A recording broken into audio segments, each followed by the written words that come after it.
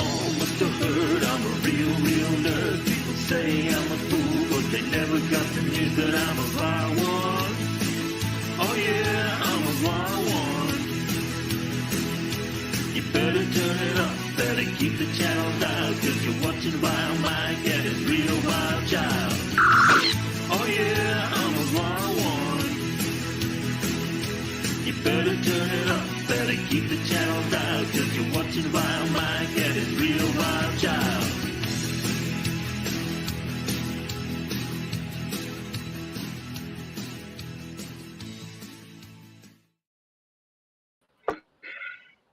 Howdy, folks. It's VileMike here, and so far I got Elihu with me. How you doing, man?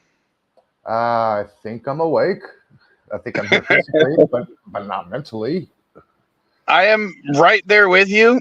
I didn't tell you this before the stream, but I did have to work yesterday, and I was checking my schedule, and I'm like, okay, I have 8 hours left of work, but I'm already at 60 hours this week. So I called my supervisor, and I was like, hey, look, I'm at 60 hours. I've got 8 hours left. Do you really want me to work 8 hours of double time on a Saturday? And she goes, yeah, I really can't afford that much overtime because we have, each supervisor has a certain amount of overtime they can allot each week. Mm-hmm. And I'm already taking 20 of those hours. Oh, shit. And I'm going to finish the story first, though. So she goes, can you at least hit the stuff that's near your house? Because I had like an hour at one store and an hour at another store that were close to my house. And then the two stores furthest from my house were 4 and 2 hours respectively. So she goes, you know what? I got, we have the new girl that's only been here for like a couple of weeks, but she's been complaining about not getting enough hours because she only gets about 20 hours a week. Maybe she'll take these because that'll be, at least 6 to 6.5 hours plus drive time for her. And I'm like, that's great. Let me know. I hit my first store. And I hit my second store, and I call my boss back saying, hey, it's about noon. What's going on? And she goes, oh, well, she's going to cover your stores. I'm like, great. I can go straight home because I'm tired. So do you at get 2 o'clock, sorry? Do you get paid mileage too? Yes. Okay. At 2 o'clock, my boss calls me back to say, hey, yeah, apparently she can't cover you now. You have to go hit those stores. Oh, boy. One of those stores is a 45-minute drive from my house. You should have told your boss, I'm sorry, you said I got covered, so I'm now currently intoxicated. I cannot drive to the location. Exactly. I'm covered. I'm already 3 beers in. I've already had a beer. I really should have. A beer. Oh, you're intoxicated. You cannot drive with alcohol. A beer would do it. Exactly. I should have. I'd be like, so, I've already popped the goddamn top. I cannot drive. Yeah, I already had alcohol in my system. I'm okay. Because not only does that put you at risk, it makes your company liable. Yeah. Well, I wasn't that smart, so I went ahead and covered them. So I didn't finish work until 10 o'clock last night. And let's see. Good afternoon. Just dropping by to say hello. I got a lot going on. Hope you're doing well. Well, doing okay, not well. How you got? But that means with drive time and everything, that means I got about 9 hours of double time yesterday, which is about $35 an hour for me. Well, at least you got something out of it. So yeah, that is going to really eat into my company's overtime stuff. So I'm not going to complain there. But oh well, it's their fault. Exactly. That's what I was going to say. It's 30. I remember one time when I worked at a company, I worked for a gas station, and I said, and this was right when I got out of the Marine Corps, this is in between the Marine Corps and the Air Force, and I said, I was only scheduled to work part-time, and I was like, hey, you need me to come in? I'll come in, I'll work, Next thing I know, I'm working 60 hours a week. One day, one time I worked 15 days straight between Christmas and New Year's. So I got holiday pay. I was getting overtime pay. So I was getting coffee. Yeah, I was. Yeah, and yeah, my boss afterwards, he saw how many hours, and finally, I was getting wore out, and I finally said, "Hey," I said, "I'm like, look, man, I can't work more than 50 hours a week." I was like, I've got like, I'm pulling 60, 70 hours a week. I'm like, I can't keep doing this. It's like they were calling me in every day. Yeah, that's how I am right now. It was like all of a sudden I would get a call. I'd be out in the middle somewhere. Hey, Jess, can you come in? Hey, Jess, can you come in? I had one time where I was about to finish my shift and I got told by my boss, do you mind working a double? The guy quit. I was like, all right, fine. You know, at about 2 a.m., I curled up in a ball and took a nap in the back. But yeah, that was like 18 hours that day. Yeah. I was young. So yeah. Back then. Now the title of the stream, if you guys saw it, and I didn't name this a new stream. This is 206.5 because we were planning on continuing the conversation from yesterday, but I wanted to bring this up too. When I finally did get home, I was laying on the couch because right now I'm couch surfing with a friend of mine because I was kind of kicked out of my place. But the screen door on this place has fairly large holes in the security door. You know what I mean? The security door has the little holes. Yeah. Okay. So I'm laying there in the living room on the couch. I've got nothing but a sheet over me because it's freaking hot. And I got the door open and the kitchen window open so that there's a decent cross breeze going across. Okay. So at least I feel a little cool. Yeah. Then right as I'm drifting off to sleep, I hear it. A mosquito buzzing near my ear. Oh, fucking A. Yay. Don't forget only the females fight. It doesn't matter. Only a female would be that close to my ear. Okay. Oh, my Lord. So I'm like, this has got to be because I'm waving my arms in the air like I'm trying to bat around a ghost. And I know that this is I'm thinking this is the worst sound you could possibly hear while you're trying to go to sleep when you're fucking tired, when you've worked almost 70 hours total in a week. And in only 6 days. Not even a full 7 days, 6 days. So, sorry. Oh, Gorilla Man, I hope everything's okay, buddy. Oh, no. Yeah, sorry. I didn't bring his comment up. Yeah, sorry. Because I saw some of his videos on TikTok. Yeah. Oh, was it TikTok or was it? Maybe it was YouTube Shorts. I can't remember. Send me his link. Send me his link. I don't have it. I don't have it. I can't do it on the phone right now. Yeah, no, that's fine later. No worries. But no then I discovered there actually is a worse sound. 3 mosquitoes. Because suddenly I had 2 buzzing by one ear and 1 buzzing by my right ear. So I had 2 on the left, 1 on the right. And the sound of the stereoscopic wing beats of those little bloodsuckers. And all I'm thinking is I know I'm going to start itching.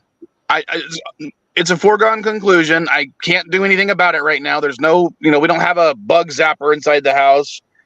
There's no repellent that I can use right now because, his daughter is very sensitive to that kind of stuff. Oh, I got something for you. Let me see if I can find it. So I was thinking, could anything be worse than this? I was thinking back. when Caddy was a baby, her screaming in the middle of the night. No, that didn't bug me despite my lack of sleep because, even if the scream is annoying, she's my kid. I love her. Maybe it's someone snoring. No, because if I'm sleeping close enough to someone snoring, I still either like or probably tolerate that person, maybe even love that person. It's snoring I can get away with. Maybe it's a car alarm going off. No, because I know a car alarm is going to turn itself off shortly, and it's not going to leave me itching. Okay, Is there any sound that is worse when you're trying to sleep?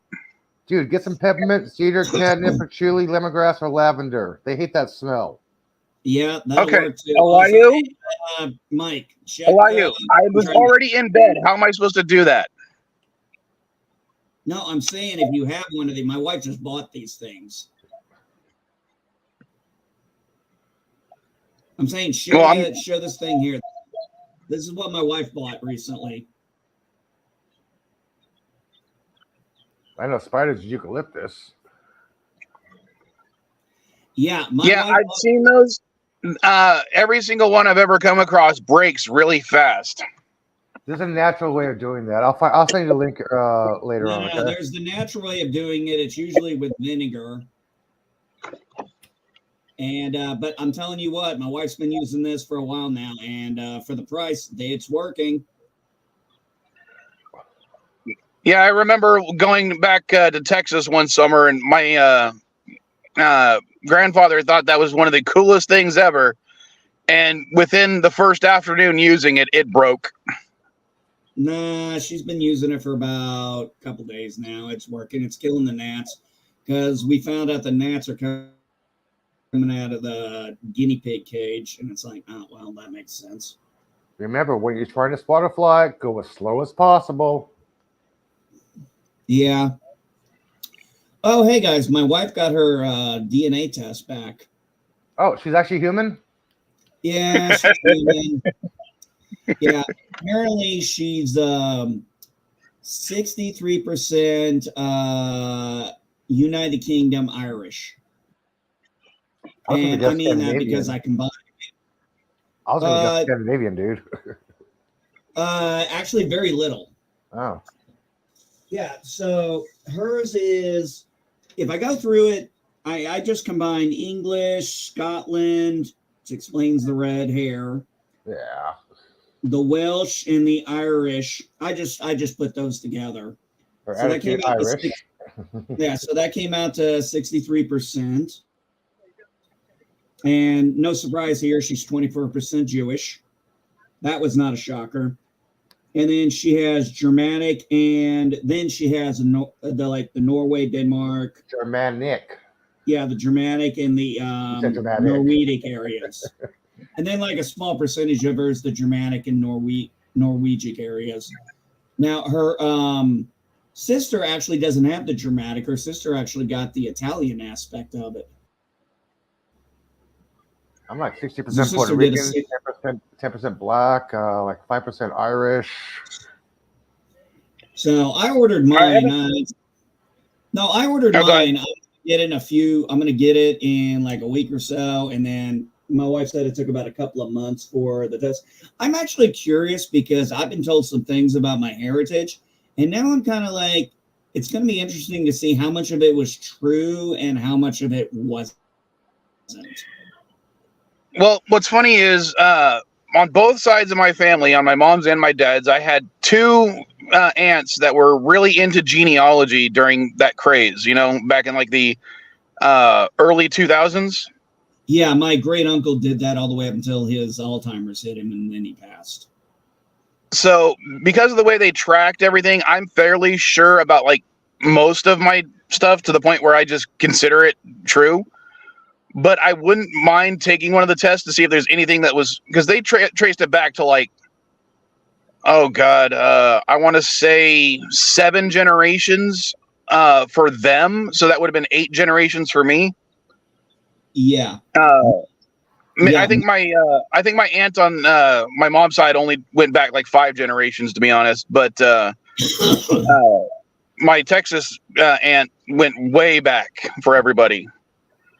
On my And, mom. So if sorry. you look, yeah, if you look at my father's side of the family, my last name is Reed. I can only go back as far as my great grandfather Ernest, and that's as far as I know of that line of the family. I don't know anything else. My mom's side of the family, I know we are supposed to be descendant from Italian. We're supposed to be Italian descendants. I mean, that's what I've been told my whole life. So I'm interested to see how much Italian I actually am, or if I really am at all. What do you want to bet I'm going to come back being Greek? Yeah, On my hey, mom- listen. On my mom's side, all I know is my grandparents. One of my grandparents, I forgot which one, is from Ireland. The other one's from Germany. On my father's side, I can trace all the way back to my great grandparents, where they were both born on the island of Puerto Rico. Now, the family line. And my father was born in I can 1923, trace- so look how far back I looked. 1700s. So my when I looked into the ancestry stuff, my great uncle was the one who was really into it, and he was doing both the Hildreth and the Rainwater. He was a Hildreth, and his mother was a Rainwater. So my grandfather was Hildreth, my granny was Mary Christine Rainwater, and so he was able to trace the Rainwaters back. I don't know how far. I focused mainly on the Hildreth side, and we were able to go back as far as to when they got off the boat at Ellis Island, and it was shortly before this. We got here before the Revolution. The Hildreths got here before the Revolutionary War, and then we pretty much settled in Kentucky, Tennessee, and Illinois. My father said he came to the mainland from the island when he was like about 10. So yeah, I was able to check the genealogy. There was a lot of children in the families from then, and there was a lot of children in the Rainwaters. So, I got like tons of distant cousins that probably live near around here, but it's nice to get some of that. But I'd be kind of curious to, where we came from before, we hit America. Now, I'm told I'm supposed to have Native American blood in me. I'm just not 100% sure of that. I was like, I kind of want to get the genealogy done and find out if that's even true. If it is, it's probably like a drop at best.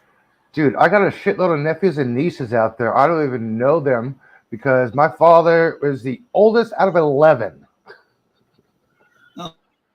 Oh, damn. Well, the only reason, according to my Aunt Sharon, our Native American history actually is from the Seminole and Cherokee tribes, but not from the East Coast.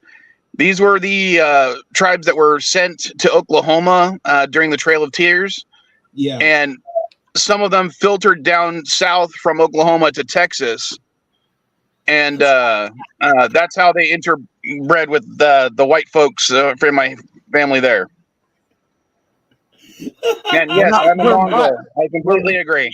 We are mutts, dude. We're mutts. Get it right, okay? Yeah, we're not mongrels. We're mutts, man. Sheesh. Or is what was the old term? Heinz 57. Remember that one? High 59 or 57, right? Yeah. Yeah, Heinz 57. It's like, where are you from? And he's like, dude, I'm a Heinz 57. It's like, I don't know what the fuck. But no, it was interesting to see that on my wife's side and to see where it was all centralized. So it's gonna be kind of curious to see where my heritage came from. I mean, because as far as I know, we didn't come from England. We either came, as far as I know, we came from the Swedish and the Italian. But it's going to be curious to see how much of that was accurate or not.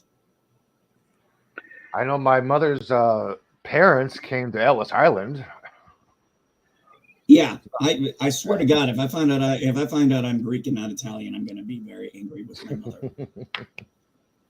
Well, I know on my mom's side, we're very proud of the Scottish side heritage because we actually have a knight title that's passed down through the Patriot, or what's the line through, Father of the Son? I can't remember the name of it. Patriarch. It's not patriarchal, but maybe it's patriarch. something like that. Yeah. Patents of nobility. Yeah. So that's because my family was really into that. That's how I know about the Scottish side. Well, my wife, we're part of Clan Murray. So my wife's mom literally kept everything. She wasn't a hoarder. She just kept everything. I just want to specify the difference. And when she passed, my wife went through a lot of articles and stuff and found out that she is a descendant of a very prominent man who was a very prominent farmer around here in a town called Marshall, Illinois, which is not far from here. His name was Croft, which is part of her family.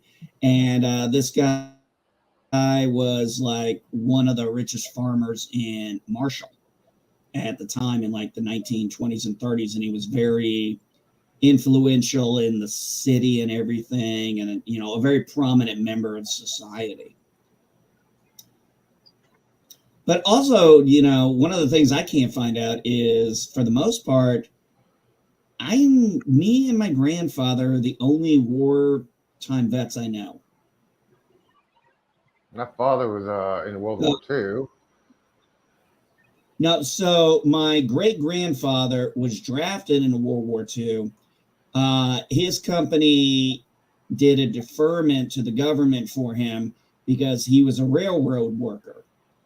So they deferred him for him doing both munitions and stocking helping make sure the train rails and everything were good to get the war wagon going across the country. Because, we weren't using trucks back then. We were still using the trains. I know. Yeah. I know. When I went to Hawaii, I had to make a point to go to Smitty's bar because my father kept repeating the story over and over again. December 6th, he got in a fight with the captain of the ship. He went passed out at Smitty's bar, woke up to hearing bombs. I'm like, okay, I gotta have a drink at this bar where my father passed out when the bombs were exploding. Well, let's see. For my family, when it comes to that kind of stuff, both my grandfathers fought in World War II. My grandfather on my mother's side was a bombardier on a PB-2Y in the Pacific Theater. My grandfather on the other side was in the European Theater as an infantryman, but he did not participate in D-Day. He was more of the Italian campaign stuff. Okay, so was he in the African theater or was he in the Italian theater? No, he never went to Africa, but he was a logistics guy. But he was in the infantry. Italian theater, right? He was doing the Italian theater. I know most people forget about fascist Italy, but yeah. So he mostly worked with the British people as a kind of like he was a logistics guy. He was in the infantry, but he was more about getting stuff to the troops that they needed to. He never really went into it as much as my grandfather on my mom's side. He just didn't seem to think it was that important for some reason. And then my grandfather, who on my mom's side also fought in Korea, but I don't know what he did during that because I know he wasn't a bombardier anymore. And then, of course, my father was in Vietnam. He was, on one of the aircraft carriers. But that's about it. My mom was in the Army during Vietnam, but she didn't fight. She was a court reporter at Fort Leavenworth. I have no idea what my father did during the war. I got his records one time. It said military intelligence, blacked out, cook, military intelligence, blacked out, discharge. I'm like, what the fuck did he do? So let's see. In my family, what I know for certain, my grandfather joined during the Korean War, and he was in the infantry. However, he was only a few months on active duty after training when the war ended. So he never saw anything. And then I've had several, my uncle retired from the Navy. He was a helicopter mechanic. And then my dad joined the Army in the infantry, and yeah, I'll post it in the private chat what happened to him there. But several of my cousins joined the Air Force. I joined the Marine Corps, and then of course I joined the Air Force. We got Ireland. We got an Ireland guy in here. An Irishman. Oh, crap! An Irishman. I've got some Irish ancestry myself, so I can't really disqualify him for being Irish. What's up, dude? I haven't seen you in a bit. Sorry, MB. No, you're fine. Well, we don't hear a lot about what the British contributed to World War II, do we? No, I hear about it a lot, especially in the documentaries I watch. So I got a chance to watch and please don't share that, guys. Okay, I'll share it. But yeah, thank God it was the 80s. Yeah. What's going on, Revan? How you doing, buddy? Oh, by the way, Mike, I meant to tell you I accept your reparations.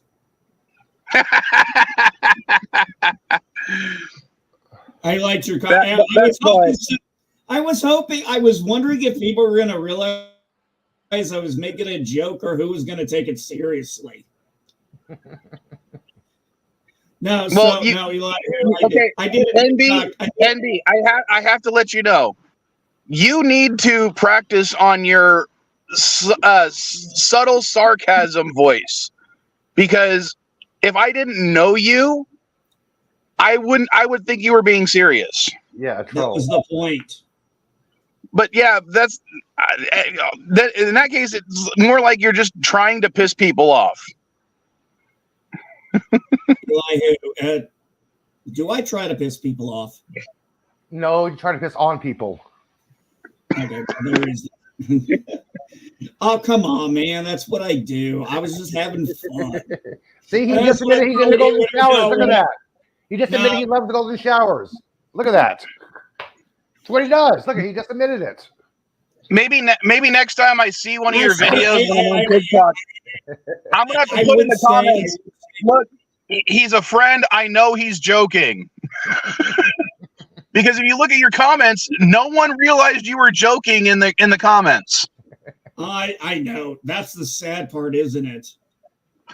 Well, that's what I'm saying, is it didn't seem like you were joking. Yeah, but you knew I was joking. That's because I know you. Elihu would have known I was joking.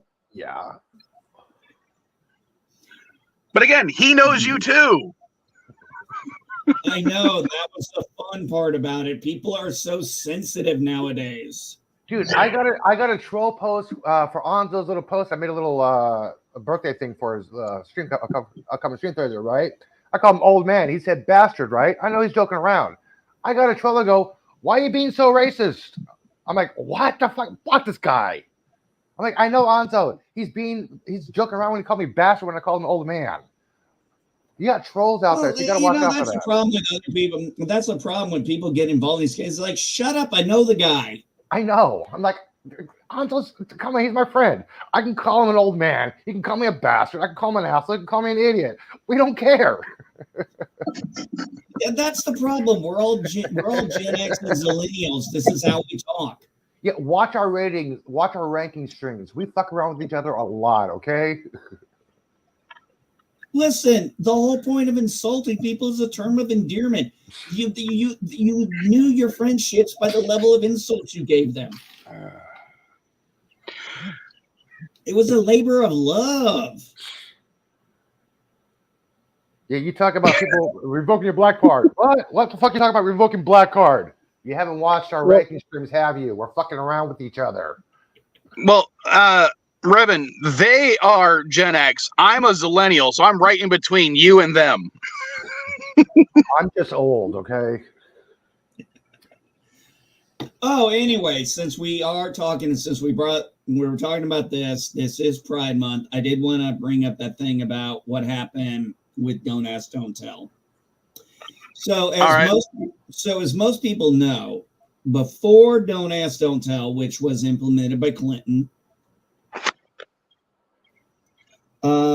it was illegal for gays, and I'm just going to use the term gay. I'm not going to go through the list. That's fine. Join the military. The military was required to ask. And I think if anybody's read Catch 22, you understand this kind of here. They ask if you're gay. So either you have to tell the truth and you can't join that you're gay, or you have to lie to join. But then if you get caught, you get booted out. And then for some reason, hold on. Was that before Don't Ask, Don't Tell? Because I can tell you right now that wasn't necessarily the case, because I told you my mom was a court reporter. No, that was before Don't Ask, Don't Tell. I thought I specified that. Okay, well, hold on. Let me interrupt you, because, as I said, my mom was a court reporter at Leavenworth. Mm-hmm. If you were found out to be gay, depending on who your CO was, you weren't just discharged. You were thrown in prison, and you had to wait until a trial. Yeah, there was that possibility. Yeah, there's more to it than that. But eventually in the long run, you're going to get discharged. But yeah, and dishonorably discharged, no benefits. Yeah. Nothing. Well, even if you were suspected, an investigation would happen. Remember G.I. Jane? Oh, yeah. Mm-hmm. Yeah. Hell, just remember fucking For All Mankind. Yeah, exactly. No, Elihu and I were talking about that when you left the stream when we were in the back earlier. We were talking about that For All Mankind, because I said what VIleMike was doing is what Clinton was initially doing with the Don't Ask, Don't Tell policy, which basically she came out and said it was a stopgap. And I mean, it was literally, that's what it was. It was a stopgap. So once Don't Ask, Don't Tell got put into place, it was, okay, we can't ask anymore, but you can't tell us. And if we find out, you can still be discharged. So it was still not beneficial to homosexuals at all, gays. It just wasn't. And you could see, and here's the thing, and I don't mean this in a derogatory sense, but there were times you could kind of tell maybe when somebody might be of the homosexual community, because there were certain conversations that when you would get together, they just would not engage in. There were certain conversations they couldn't engage in. Or when they did engage, you could kind of tell it wasn't really genuine, but we weren't allowed to ask. We suspected, but we weren't going to throw somebody under the bus for this, because we thought it was fucked up in the beginning. Andy, I remember my dad telling me a story about shore leave in South Africa. Okay. Yeah. He found two of the guys that under him, because he was a Master Chief, basically in the same hotel he was at, and they were having fun, let's just say. Okay. He told me, I know what I saw. I kept my fucking mouth shut because I didn't want to lose them. Yeah. They were good guys. They were good soldiers. They would have put their life on the line for me. I am not going to do anything to endanger that. Yeah, you got my 6. Yes. Okay. I'm fine with that. Yeah. You got my 6. That's all we cared about. And yeah. Okay. So we went through the process, and I was in during the Don't Ask, Don't Tell policy. And then when it was finally removed under Obama, which I'm going to give Obama credit for that, thankfully. I wish I could. It should have been gotten rid of much sooner, but yeah, I understand. Oh, no. Clinton should have done it in the beginning and just been done with it. He kicked the can down the road, and Obama had to take her. Yeah, but I will give. Look at Revan's comment. You know, he was saying that it was decriminalized in 1990, and that, I mean, it took an extra almost 2 decades for the United States to follow through. Yeah, 2009, 2010, I think was when it was. Which Comic Con was it? Here in San Diego? I'm sorry, I'm Because not looking at the chat. I'm looking at something else. Sorry, I was trying to find something friendly. Now that's funny. That's definitely Irish dark humor right there. But yeah, when Obama did away with that, and people finally came able to come out, it wasn't like everybody just came out and said, "Oh, I'm gay, I'm gay, I'm gay, I'm gay, I'm gay, gay, gay." It was very subtle, but it was, it actually helped morale for these people to be able to say, I have a boyfriend. Oh, okay. How long you been dating? And it's like, oh, you married? Yeah. It's a woman. She goes, I'm married to, this is my wife. Oh, okay. How long you been married? It was a nothing burger at that point. It was a nothing burger. Yeah, the stigma was long gone at this point. It was gone back in the mid 2000s. It was actually gone around the 2000 era. It really was just the old bigots who hadn't retired yet. And they were out the door anyway. I mean, fucking Clinton could have done that back then, but then he kicked the can down the road and it took 2 decades later. Yeah, it was bullshit. And then you could tell some of the people who were gay, and now that they didn't have that stigma wrapped around their neck, they didn't have to say anything. You could just see that 100-pound weight off their chest. now I know you were joking about the reparations thing, but how would you feel if the United States went back and basically for any gay person that was discharged dishonorably during that time, not reinstated, of course, but have their dishonorably discharge stricken somehow, because I don't know the process because I wasn't in the military, and just be given a honorable discharge, so their benefits would be put back in place. I would agree with that.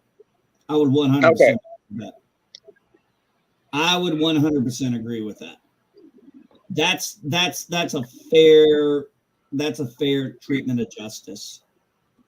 That's a fair treatment of justice. Yes.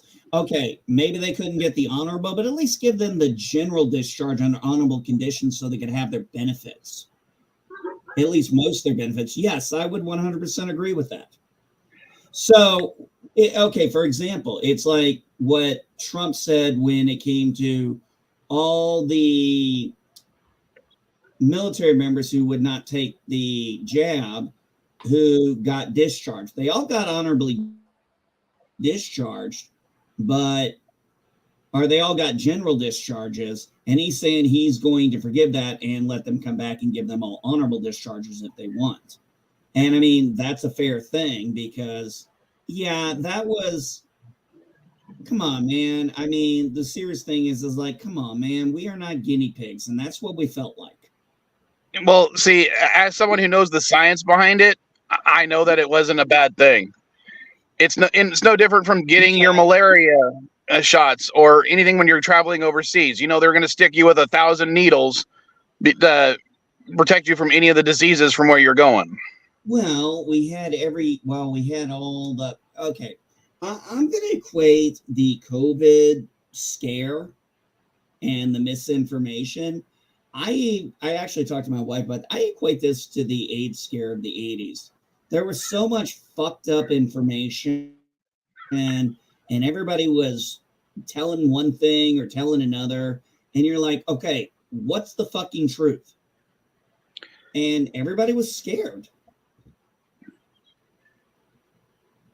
Yeah, and the problem, this ties a little bit back into it. It's the education system. We don't have a robust science education system in this country, so people don't know what the fuck they're talking about. Like the whole idea of the COVID vaccine, people don't realize, the COVID, or its name was SARS-CoV-2. Yeah. SARS-CoV-1 is extremely similar to it, and we've had a vaccine for that for 15 years. Yeah, the SARS virus. I remember that. Yeah. Yeah, they didn't call it SARS-CoV though. They just called it SARS. Hey, Darren. Well, that's because they just called it COVID-19 because it sounded good on the news, but the actual virus name was SARS-CoV-2. I thought SARS was a different or Corona. Well, hell, the flu is a coronavirus, so even calling it that is misleading. Right, and I'm sure Corona Beer had a problem with that too. They probably lobbied for it to be renamed COVID. They did with marketing. Their sales dropped. They both have the same root because Corona meaning crown for them, and the reason it's called the coronavirus is because all those little sticking up points look like crowns. That's why it was called coronavirus. Yes, I know, and that's fine. That's great for etymology. I mean, we've known about coronaviruses for over a century.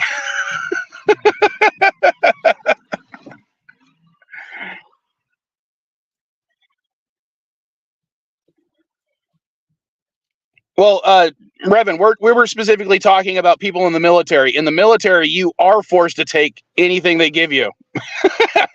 Right, but an untested vaccine was not fair for them to make them take. But again, it's not an untested vaccine. It's a vaccine based on another vaccine that has been tested for over 15 years at that point. But this particular one wasn't tested, and we're finding out all kinds of problems having associated with it. People having taken it now, so it was a good thing if they hadn't forced people to do it, and it's a good thing for Trump to be offering this to people. I don't have a problem with them offering it because, again,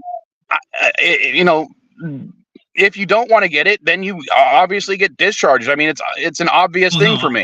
I don't have a problem with Trump, restoring some better discharge status to people who had to get out because they didn't want that crap in their body. Oh, absolutely. If you're a veteran at all for any reason, you should have your benefits. Fuck that. Well, no, dishonorable. Definitely, you shouldn't. I'm sorry. I'm talking about a discharge for that reason, for not wanting to get the COVID vaccine. Right. Okay. But again, to me, it still bubbles down to a lack of the awareness of the science. Well, actually, it was increased awareness of the science that caused people to doubt it. I mean, we never actually created a vaccine for any virus, first of all. And this thing wasn't technically a vaccine. It was like a flu shot, which is a different thing. Also, the suppression of any further discussion on it was also highly sus. When you go to the doctor, he doesn't tell you what you must do. He suggests what you should do, and then says, "But you're probably going to want a second opinion." They wouldn't let anybody have a second opinion. And so it was people who knew. It was the people who that knew is their not shit. true. It is not true, Darren. It was the Darren, I'm interrupting you because that is not true. You're not interrupting me. My doctor told me I had a second opinion if I wanted. So that's bullshit.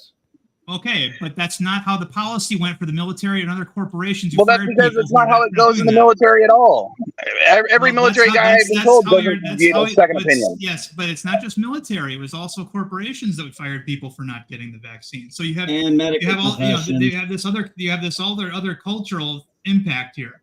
It was the people who knew their shit who were discriminated against, not the people who didn't. The people who didn't follow. No, Darren, every freaking immunologist and virologist was for it. The people who blindly followed the rules are the ones that were all for it, not the people who questioned things, not the people who tried to look up things for themselves, not the people who looked for a second opinion and couldn't find one because those second opinions were being suppressed. They weren't being suppressed. They were because obviously the stories were all over the place. The stories were all over the place. Okay, what about like you put your fingers in your ears and went la la la, and you I know the science. I know the science. The people who knew the science also were the ones who were against it and looked for a second opinion. No, every single virologist and immunologist in the country was for it. Not every single one. Every single one. Not every single one did. The ones that attempted to speak out with differing opinions were silenced. It was all over the place. First off, we need to address something here. The majority of the people who died were the elderly with already pre-existing conditions. They were the highest number. Very few regular, everyday people died from this. Yes, I know Absolutely. a lot of people died. All right, fine. People died, but it wasn't, we lost 0.02% of the American population. Right. No, It we lost wasn't- closer to 1% of the population. No, we didn't. No, we No, Do we didn't. didn't. your You're- fucking you're- research. Nobody's a doctor here, guys. Come on. You're misinformed. No, I'm not a Mike, doctor Mike, at all. you're That's put- why you're- I'm Look- arguing the Not science. Look at the no. quote. I'm not talking about if you. 3.5 million I'm people talking about- died, that's 1% of the American population. And you're totally Out of incorrect. 370 million, how do you The get joke? 1% The out of joke was that people jumping on airplanes and their parachute failed died of COVID. That was how they were counting. That was not how it was, Darren, and you know that. No, Yeah, you know If it someone- was. hold on, no. You know it was. The It was humor that. behind that was the truth in If it. you had a pre-existing condition, and Okay, no. you had COVID, you were No, being no. Let me explain something, died okay? of COVID. No, hold on. I need to get this out. My father died because he had a heart attack while on his motorcycle and died in the motorcycle accident. Okay? Mhm. Now, Yeah. did he if a study is done saying that he died of a heart attack, are you going to say, well, no, he was actually killed in a car accident? Well, I think the term would Well, be rather than you Both try to use some apply. sort of half-ass, rather than try to Yeah, use no, some kind of half-ass parable, why don't you use an Hold on, actual? stop why talking don't you use an over me. actual? Why don't you use an actual example? I'm Okay, giving I'm it. not- That is an actual example. If I'm you just die saying. of a heart I'll during give you- that okay, era, I'll give if you you this died one of a here. heart attack, and you happen to have had COVID at the time, they counted that as a COVID death. Yes, That's what they we're did, because it was a referring contributing factor. No. No. Yes. Yeah, but- there is a contributor. No, So I know you want to Oh, say it's no so because it's dynamic. part of you your want to say narrative. yes. You want to say yes, and it's part of your narrative. Because I know the science behind it. I know Okay, the science I'm sitting too, here, and you I know don't the have a science monopoly on that. Oh, it was the people who knew the and I science know and the knew what they were numbers talking behind about. things. Not science. Okay, not you. if the fact that they didn't have COVID would mean that they wouldn't have had the heart attack, it's a contributing factor. You can have a heart attack for a numerous number of reasons. You can have a myriad of reasons to have a heart attack. And in fact, it was the vaccine that often caused heart attacks. No, it was not It's- causing heart attacks. You talk all about all these high school kids who got the vaccine and died of a heart attack at football practice and shit like that. No, they didn't. The stories were all over Okay, the place. no, if you're gonna make a claim like The that on my stories- channel, the- Darren, you need to put up or shut up. Show me a link. Why don't you prove me they didn't? I mean, we're having No, a that's not informal how discussion science here. works. I No, can't we're not prove a doing negative. science. We're not doing science right now. We're having a conversation. You're talking speculation. No, not but you conversation. made an extraordinary claim there, saying that high school footballers, which I was a high school footballer, Not during died COVID. from the COVID vaccine because they had a heart attack. That is an Yeah, extreme shut up or claim. shut up. Put Where's up the or link? shut up. It was Where's an the link? epidemic. It Where's was the an link, epidemic, and Darren? it got suppressed. Stop spreading bullshit and put up the If link. it was Darren, if it was Spreading suppressed, bullshit. hold on, no, Darren, Guys, have the link. Darren, I have the link. if it was suppressed, All how right, did you Mike, find out Mike. about it? Because you can only Right. find it in off mainstream sources. Okay. So Mike, how? These were Are you talking about unvetted sources? These people were accredited scientists who had clout, and all of a sudden it got removed because they started Okay, going if against they're an the narrative. accredited scientist, show the damn link. We're not All doing right. that right now. We're having an informal conversation. I'm say telling something, Mike. Darren, I'm telling you right now, Mike, I need you to show Mike. me the link because that is an insane thing that you just claimed. You can find the No, link. All you gotta do is go to the places I you don't normally go for information. One, right now I'm on my phone running the stream. I am not able to because if I switch off, I can't even. My mic will turn off and I can't do anything. Well, okay, So- then do it afterwards. But that's not the point. You made the claim right now on the stream. I want you to Okay. back that claim up. I'm under no obligation to do so. Right now I'm playing video games, listening to your stream. Well, then you really don't need to be saying stuff that is insane like that. Well, I would say the same thing for the Non-verifiable. things you've said as well. You You've said said stuff is that's not- equally insane, if not more so. You have said information that is non-verifiable. It just happens and to be have that your asked to be put up. insanity. It just so happens that your insanity happens to coincide with the narrative of the administration right now. My quote No, my insanity is backed up by the actual scientists. And my Well, quote As I said, I'm glad you agree with every insanity. immunologist and I'm glad you at biologist least in agree the with verified country. science. I'm glad Yours you is agree it's at not. least insanity. Yours is not because you're not even actually proving claims, man. You're just spreading up bullshit. You have no No, you're verifiable spreading facts up of what you're. bullshit. You have no verifiable facts of what you're claiming to say. Okay. Yeah, neither do you. Well, Elihu, you're able to get some links. Why don't you back up what you can? Because as I said, I can't back anything up right now Okay. One because the way moment. I'm running the stream. Mm-hmm. And yes, Dandelion is absolutely correct. Myocarditis was higher, but it was in the people who had COVID without getting the vaccine. No, it was higher in people who got the vaccine and also got COVID. It didn't prevent anybody from getting COVID either. Yes, it did. No, I can tell you right now, I got COVID. I also got both 2 of the vaccines plus boosters. You know how long I was out with COVID? 2 days. You know, I didn't get a single vaccine. You know how long I was out with COVID? 16 hours. I was in a fasting And then I don't think state. you actually had it. No, it was verified. I had the antibodies when I got screened. Well, then that would actually be a test to prove that you did actually have COVID. So I could be wrong. Mm-hmm. Good that you can admit that. But see, I'm willing to admit when I'm wrong. Mm-hmm. So am I. Anyway, here you go. Here's an article I found about athletes, vaccines, and cardiac deaths. Here we go. I found one too. No, it's in the private chat. I can't look it up without again moving away from the channel or from the.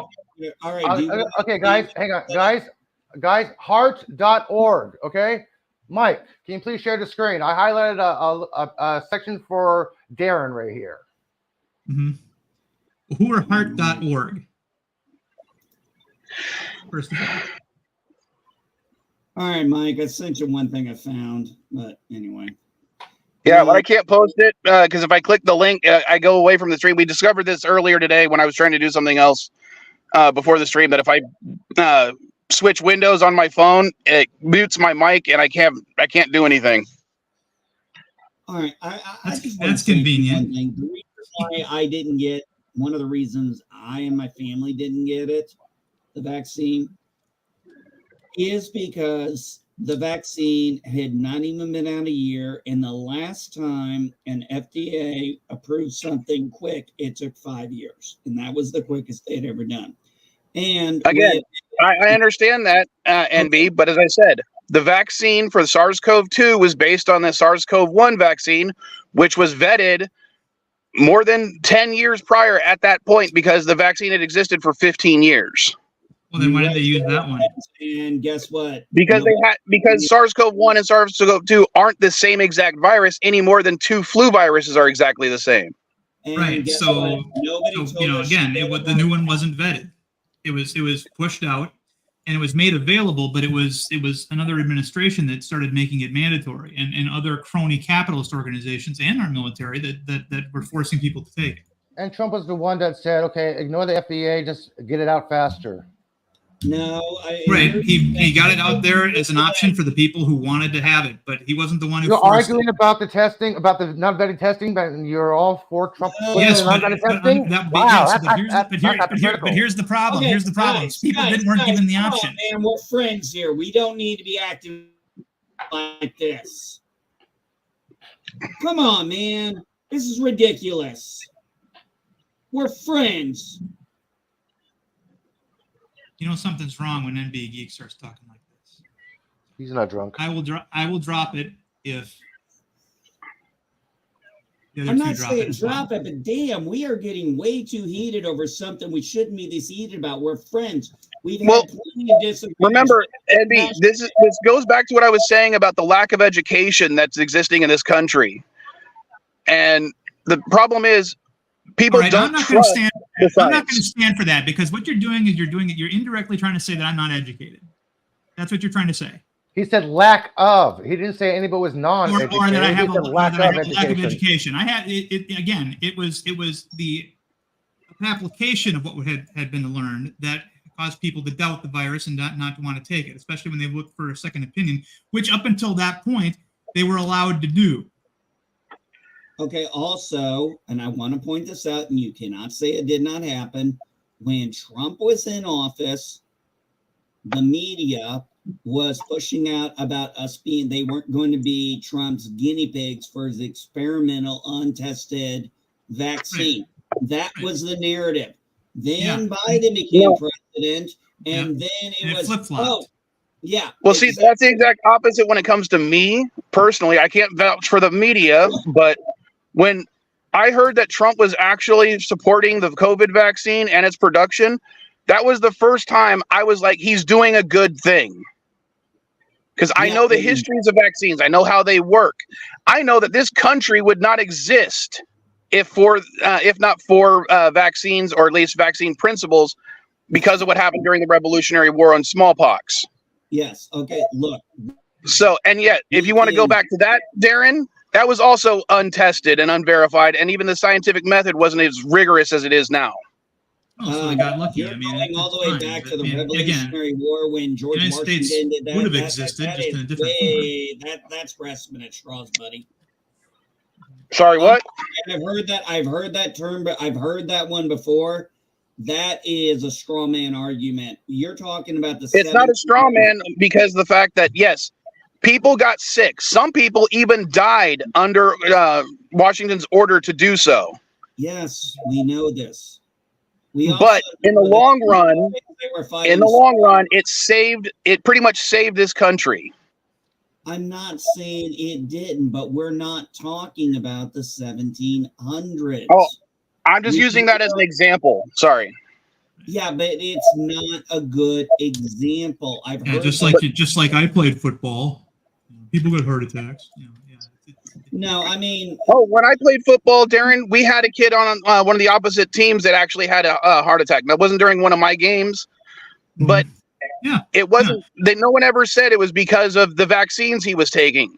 But no one ever said it was an epidemic back then either. They did in the 2020 and beyond. Well, if you can show again, what you're providing is a classic example of a straw man or a non sequitur. And as well as it's definitely not a straw man, but I could argue you could be true about it being a non sequitur, because a lot of the arguments on this kind of stuff, because they shift so much, because the Gish Gallop is non sequitur.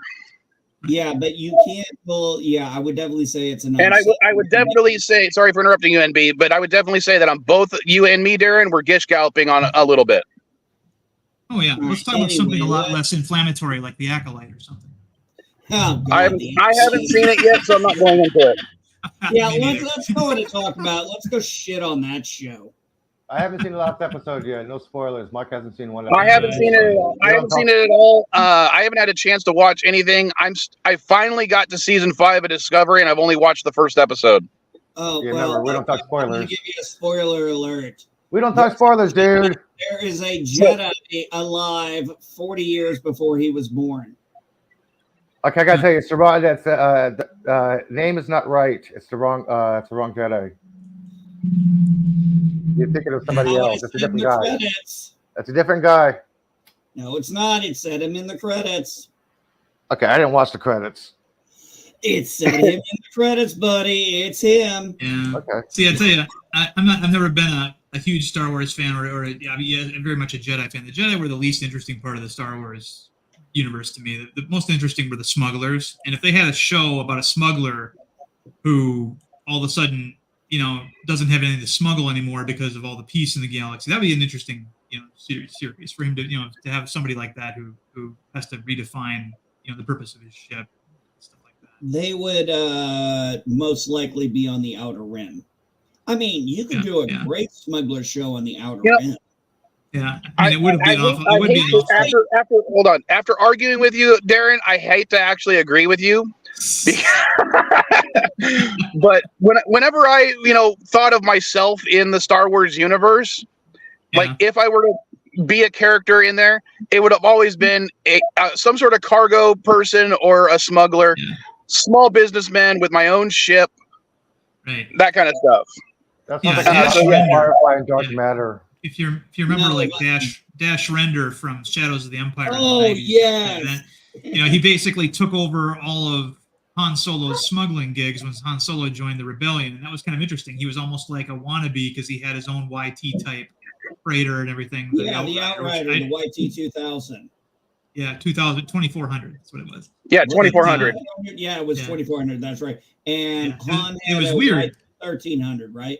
It was The Millennium Falcon was a modified 1300, but it was weird because you see the size comparison. The Outrider is a lot smaller than the 1300, but the way they moved cargo was never really depicted in the movies because they're supposed to actually push cargo containers or carry them.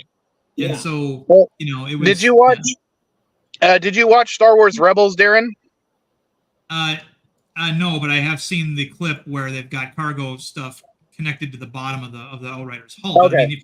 But the thing is, there's this negative space behind the cockpit, and so the way the Millennium Falcon or the 1300 would carry cargo carriers is they would basically lock into that negative space at the front of the ship, and they would push it. That's why the cockpit was over off to the side, but so that it could see in front of the cargo container. It was almost like a semi in reverse, where the engine is behind the cargo instead of pulling it. And Howdy. Good morning. Hey, with- go for your hike today? You know what? I'm gonna have to turn up my volume. Actually, I'm gonna have to move to their room because the dishwasher's running. Yeah, I was gonna say we're getting some background noise. Yeah, I'm gonna move to the other room. Just give me a second here. Hey, Darren. I thought the Outrider was just absolutely a gorgeous ship. My place is Which so one? awkward.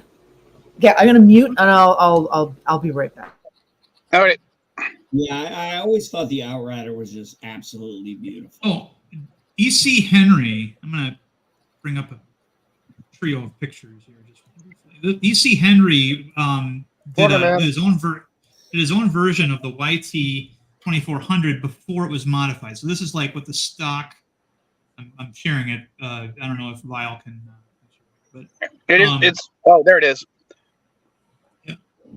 So this was his interpretation of what it might have looked like before Dash Render had modified it so heavily. So obviously the dish is on the top there instead of having a turret there, and the idea, the ass end here, and then the idea was if you see that negative space there, it's kind of similar to the one in the front of the Millennium Falcon, where the idea that the cargo container would actually lock in there. So if you're in the cockpit, you have the engine stuff on your left, and then the cargo is on the right. So the cargo container would be, right in here somewhere. Yeah. Because it locks through this mechanism, but of course they don't show that in any of the shows, but that is what he interpreted this empty space to be needed for. This is sort of part of the locking mechanism. Yeah, that would make sense. Yeah. But I don't know. I think it would make more sense if it was dragging it behind because it's got the engine on one of the engines on the cockpit.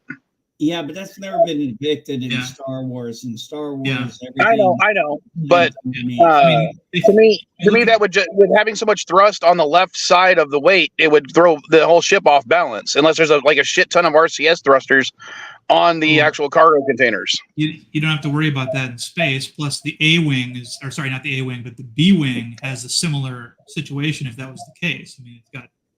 What is hold on. Not the B-wing. Because remember, momentum is conserved through the center of gravity. Right. However, Star Wars has never depicted. Star Wars has never depicted space as being all that accurate anyway. So I mean, it's I'm trying to look for a image. Whoa! Go back. What was that? Yeah, you know the one. Oh. Carrie Fisher, back when she was alive and healthy, somewhat. Yeah. Pour out the Coke. I thought you were saying go back to the Star Trek and the Star Wars font. Oh yeah, sure. No, I do. Oh, damn, that's cool. There's a Star That Trek is one. cool, man. I've never seen that before. It looks like an AC/DC thing. Yeah, or a Kiss concert or something like that. Yeah, definitely. Back in the day. Do I have? Okay. I think I've seen that one cropped before, but not with the crowd. Yeah, so here's the Star Wars one in reverse, and you got the Star Trek one on the other side. I just love Spock. You know, just Oh my kinda- god, can you imagine like Will Shatner like singing in that band? Oh, Ooh, Mr. Tambourine Man. That is some Good- bad good- shit, man. Eagle Going 5. the direction. now, but if they remake that with a Voyager crew, who would you put as the lead singer? Because I would say you have to go with the Doctor. He's the only one we know that can sing. Well, Voyager crew. Let's see. Yeah, I think the Doctor is the only one who can sing. Okay, so but you see the B-wing here when it's when it's in cruise configuration. It's most of its thrust is on one side. Now you could argue that. So what? That's a wing that basically extends the other way there. But again, the thruster is not at the center of mass unless and does that even matter in the fantasy environment of space? Well, that's when the Israel's In within the context of Star Wars, yeah, that probably doesn't matter. But I'm saying, depending on where the center of mass is, even that thing, the engines could be off. I don't know because I don't have a model of it in my hand. Although Star Wars Micro Galaxy, their recent release for Series 5 does contain an B-wing, and I want to buy one. I just don't have the money right now. So the thing about the B-wing is the B-wings are sideways when they fly until they lock their S-foils in attack position. Then it's not even that. The cockpit still is meant to swivel around. Yeah, I know. In fact, they're supposed to have some sort of gyroscopic thing to prevent the cockpit from moving, and the whole ship is supposed to be able to rotate around it, which also would not work with actual physics. Well, yeah, it's Star Wars for fuck's sake. No, not against actual physics. No, why you gotta ruin shit? I mean, Avatar. that would also. Well, you see Return of the Jedi, where you see the B-wings once they lock the S-foils in attack position. You see how they come out and it swivels down, and of course, the cockpit swivels over. Right, it's like a T when it's in attack position. But the Outrider in the YT 2400 would have a similar problem just by virtue of its actual design. Even if you had so I mean, yeah. It's Darren, did you ever see the actual Kenner toy for the Outrider? I might have a picture of it.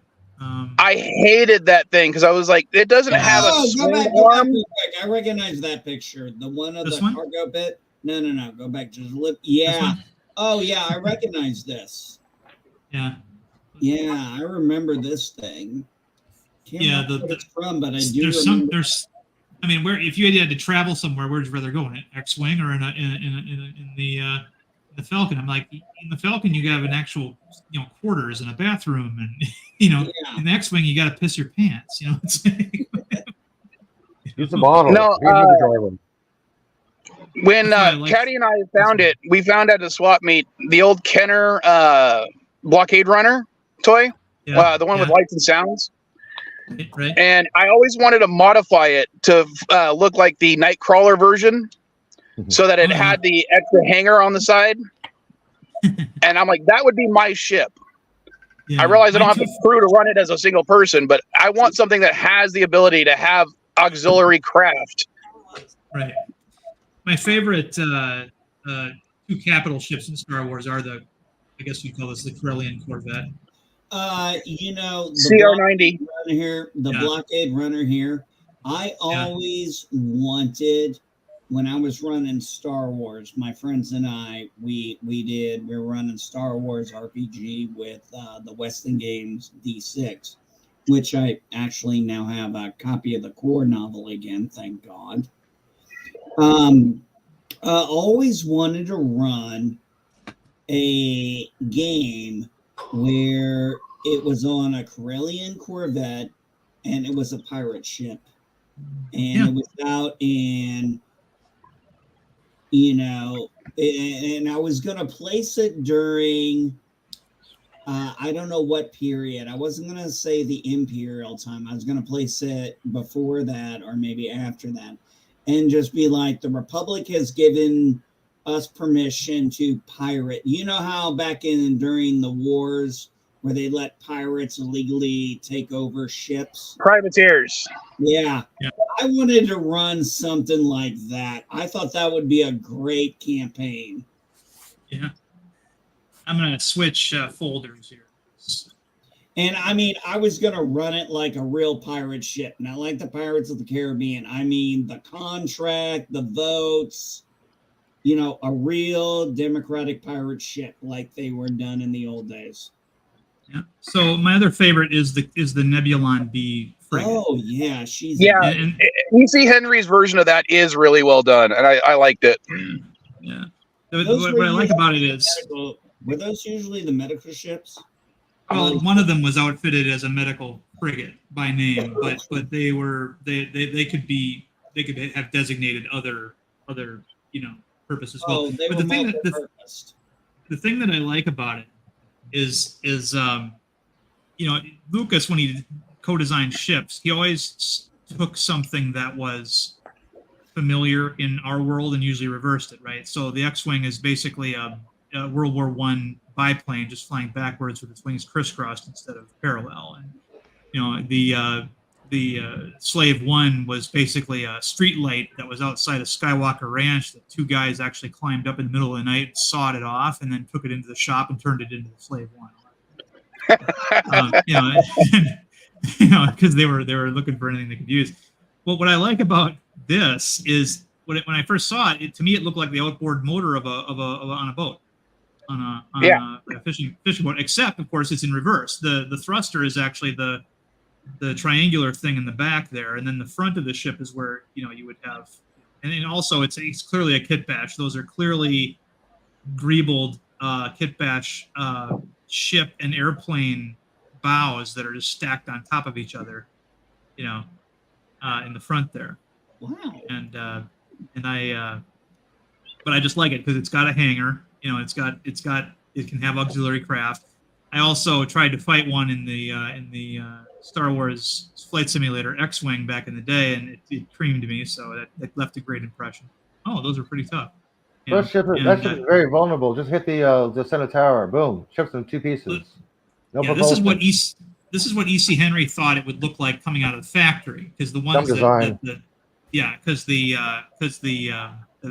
might have taken that armor off of the front part, and that's why it exposed. You can see all these exposed components and compartments in the front there in the bow. And then it with it got its full armor on, it actually looks a lot more well perfected. That neck looks a lot better. It looks like it's a lot more sturdy. It almost looks like a dreadnought class with the thing on the bottom. It's still a bad design. Cut the neck. You got the ship have no propulsion. Easy destroy. Cut the neck. Bad design. No, not depends on the strength of the armor. Yeah, assuming you can do that. I mean, that's the whole trick behind the Katinga and the D7 over on the Klingon side. Is everybody's like, "Well, just sever the neck." I was like, "Is that easy to do?" I don't know. I mean, to me, that would be probably one of the most reinforced parts of the ship. It's probably only one, little tunnel that goes through that thing. Yeah, but switch folders again here. Oh. But yeah, dash renders, YT. Yeah, I was always surprised they didn't use dash render more. I would like to see that, but Okay, I don't know if it's true. I don't know if it's true, but on the old Star Wars hyperspace website before Wikipedia, they said something along the lines of they didn't use him more often because the author of the Shadows of the Empire book, they would have to give him money anytime he's mentioned. Yeah, Lucas had a very lucrative what do they call it? It was a program, equity program, and that's one of the reasons why Kathleen Kennedy. I mean, she just basically, okay, if we have to pay money to use these stories or these elements, they don't exist, And so she comes out and says, we don't have we don't have a wealth of books we could go back to for inspiration for making new movies. And it's like, are you fucking kidding me? Yes, you do. But then financially, you don't, because they don't want to pay those people. Yeah, so it's like you have the stuff. It's like, oh, we don't have a wealth. Dude, I've got bookshelves of EU comics and books. The only From what I understand, it wasn't always the authors that did have the rights to those characters. It was also the book companies that had the rights, and they didn't want to pay the book companies. Certain characters that were created by some authors were given, they had the rights to those characters, but a majority of them were held by the book companies themselves. Yeah, we know that. Yeah, there's everybody acknowledged, and if you look at most of the books back in the day, because I've got a lot of them, they say thank you to George Lucas for letting us play in your sandbox. Yeah. I got another folder here. Why is StreamYard's not telling me when people are trying to share stuff? I don't know. It's okay. But Just the way it is. This is my look at that. Morning, Pickles. If Pickles is still there. But this thing was supposed to be. Okay, here's that toy you were talking about. Yeah, And that yes, thing pissed me off. I'm sorry. It is definitely out of proportion. It also has this weird configuration here. Yeah, it has it has like a B wing mode, and I'm sorry that I don't know, that toy just pissed me off. Yeah, I don't know that. I think that might have been just a function of the toy rather than the ship, but that's fine. I mean, Shadows of the Empire was a weird event. It was like there's no movie without a movie. Yeah, it was a movie event without a movie. Yeah, and they had. It was everything involved. They had a soundtrack. They had a book. Yeah. They had video game, comic books, toys, micro machines. You'd think there was a movie coming out, and everybody's like, "Oh, Shadows of the Empire, when does that come out?" It's like, "Oh, it's a book."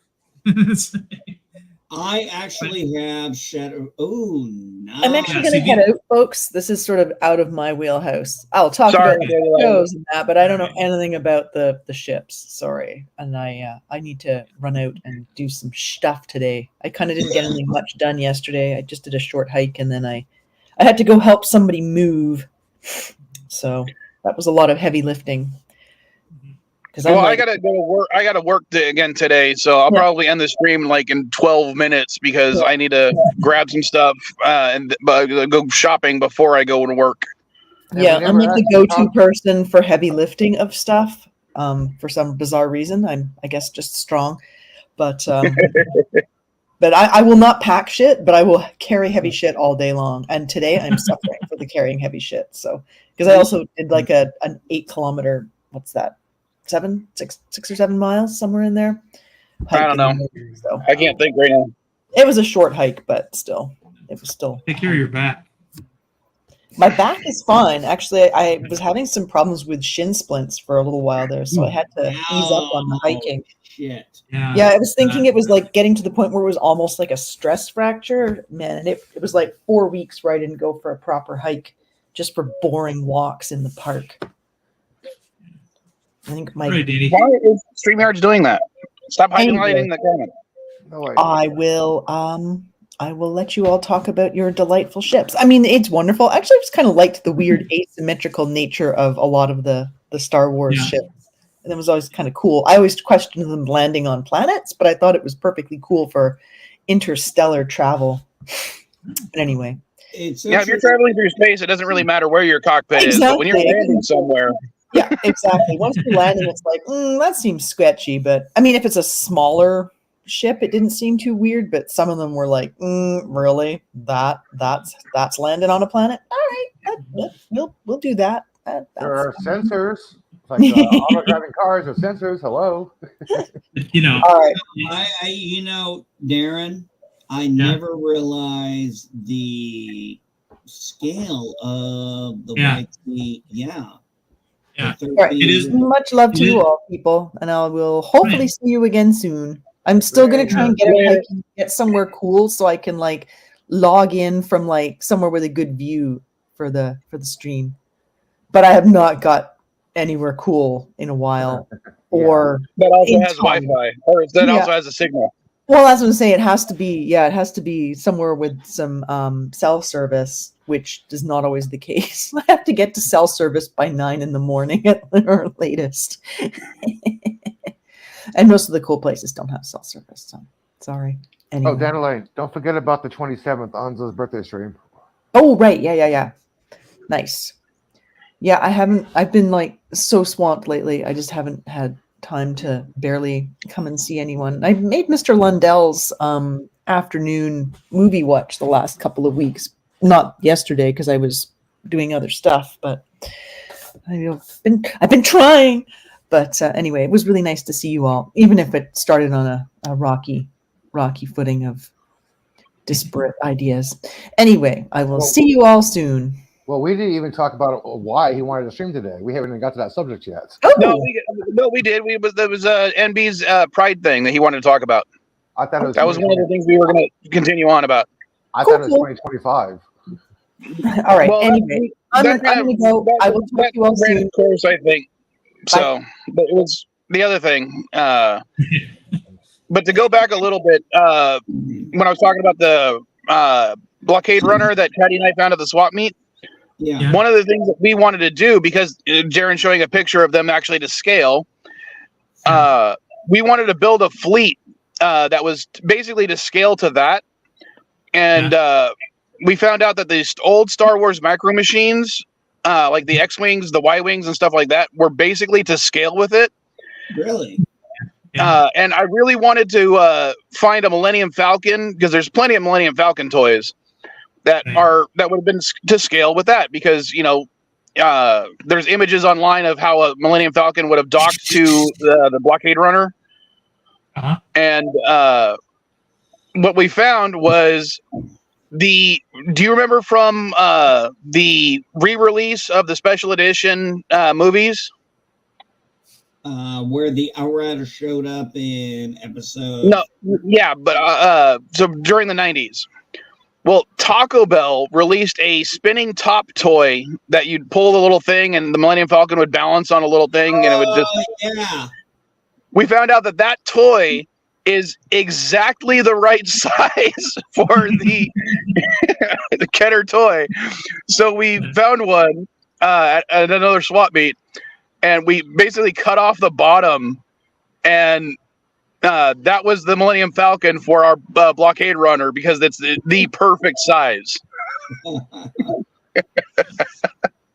yeah, the YT 2400 or Outrider, obviously right in the middle here between the X-Wing and the Millennium Falcon, it is significantly smaller. And I think that it was one of the things that's interesting about the Millennium Falcon is every time we think it looks cool, but every character in Star Wars when they first see it, it's like that's junk, And so it makes me think that maybe the 2400 was a sleeker, more efficient, design for moving containers. But obviously when I was playing or running Star Wars RPG, and I'd have to find it. One of the things I had was a lot of the supplemental books, and one was ships, and there was a thing called the G-Talk. And it was just like beautiful. I'll have to look it up. I mean, I actually saw there was this thing long ago. I don't even know if it's still out there. Star Wars schematics. And they had these big G-Talks, like they went into mass production, then went into bankruptcy. It was a really interesting story behind it, but I saw the different classes and I was like, oh, I used to, when I was bored at work, copy and paste like the Empress class of the G-Talk. And I would put like torrents on things and clamps on and be like, okay, this is how the smuggler ship's going to work. It was fun. It got my mind off the boredom. Yeah. One thing I want to mention also about the asymmetrical design, I've been studying a lot of Frank Lloyd Wright design work lately, and his cantilever roofs, right? They seem to almost defy gravity, where you got this concrete slab for a roof that extends way out without any support because it's all counterbalanced. And I'm wondering if it's just when a vehicle like this, hypothetically existed, that the main part, the center of the saucer, if you will, is so much heavier than what is extending out that there's a I would think that it'd be lighter. I mean, look at it. You'd probably have the most weight in the central area there, and this is probably all. Yeah, but it's maybe there's enough weight on that side that it's not. Plus, it looks like on that one there's no engine on the back of the cockpit pod. Yeah, it doesn't look like that. I think that's the escape pod back there. Because in the game, again, I'm just going back to what I know. The game depicted that as another engine. Oh, interesting. Okay. Oh, maybe, pardon me, maybe Dash Render's Outrider, he did modify it to another engine. But I mean, this is supposed to be the light freighter. This is another interpretation what the light freighter might look like, even though it's got the turret on the top instead of a dish. But yeah. There's lots of different interpretations of that design, but like I say, I like E.C. Henry's. I think this is E.C. Henry's take on it, and he's got the escape pod in the back here, right there. And I'm trying to remember because there's a very small area of the ship you can walk around in the Shadows of the Empire game, and I'm trying to remember because it's basically a corridor, and that's about it. Yeah. And I'm trying to think about if it's the part behind the cockpit or if it's the part that leads off to the side of the cockpit and go into the center, but I can't remember.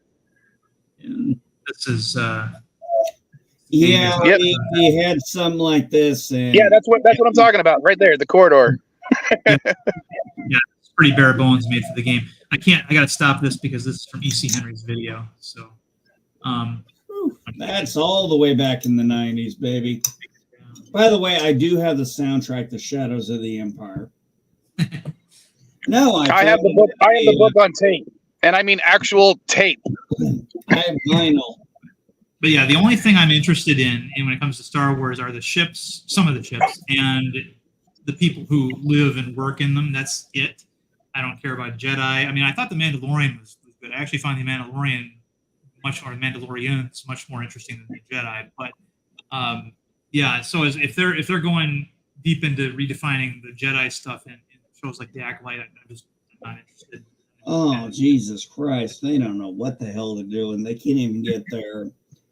First off, okay, The Acolyte. Oh, my Lord. They start out with 100 years before the rise of the Empire. Okay, so 119 BBY. No. It's 132 BBY. That's the Phantom Menace, not Revenge of the Sith, you dumb sons of bitches. Oh, we're going to have lesbian space witches, and they force conceived 2 twins. Okay, well, there goes the chosen one, because apparently there were 2 force created babies by lesbian space witches 90-something years before Anakin was born. Okay. The 2 twins grow up with these witches and their coven. The Jedi show up. Why? We send somebody strong in the Force. They're like, wait a minute. This isn't in the Republic. Why would they go there? Oh, they just went there. Yeah. And you got the 2 twins, one fake. Look, the whole thing is. I'm going to reserve judgment till I see it. Dude, I'm telling you, this is what happened in the latest episode. And yeah, I'm going to do this to you. Because here's what happens. Like, oh, my sister's alive. I don't have to kill the Jedi anymore. I'm going to go see my sister. Oh, you mean the one in the 3rd episode in a flashback where you said you could kill her? Yeah, I saw that scene and I'm like, well, that's some even though I'm seeing it out of context, I'm like, that escalated quickly. It was just like, who's And then you got the actress playing both the main, the Parent Trap, in space, twins, right? And she said that in my world, all fans are gay. In an interview recently. Yeah, I saw that. And I'm like, okay. And then there was and then the asshole on the other end was like, well, some nerds aren't gay and they don't really like I'm like, you motherfucker, we were the OG outcasts. Right. Well, hold on. Maybe they meant it the way Ron White meant it. Mm-hmm. Yeah, she said that everybody's gay. It's just to what extent? Right. Well, the way I look at it more or less is that the people who used to make fun of the people who were fans of Star Wars are now in charge of Star Wars. Dude, the Acolyte is so bad. Cinema Sins already has the episode 1 out. Okay. Okay. Here's the thing. I got another image. Well, hold on. I got to go to work. Oh, okay. Because I wanted to start at 10. I actually went on for an extra half an hour since we switched to a nerd chat for a while. So if you guys want, we can continue this next week, or maybe if you guys message me on Twitter, I'll try to do something during the week when I have a little bit of time, maybe in one of the afternoons. And we'll do like episodes 206.75 or something. Whatever you want to do, and you let us know. It's your schedule, buddy. Yeah. So let me. Which one should we listen to? Welcome Gangnam Style. You ain't been here in a while. I think you should pick it. Yeah, I think Eli was right. We need the funniest one. More singing, more voices. Help the Klingons to hoorah!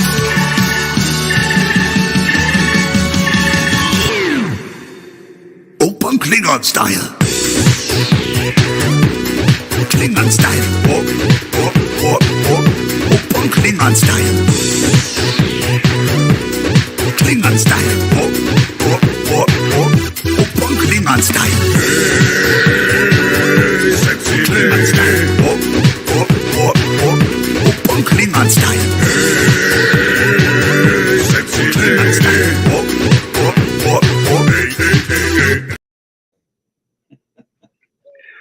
And because I have to end it with a Vile Child, we'll do this one again.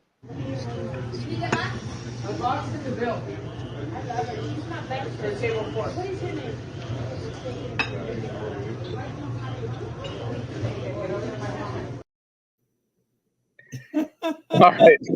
Later, folks. Later.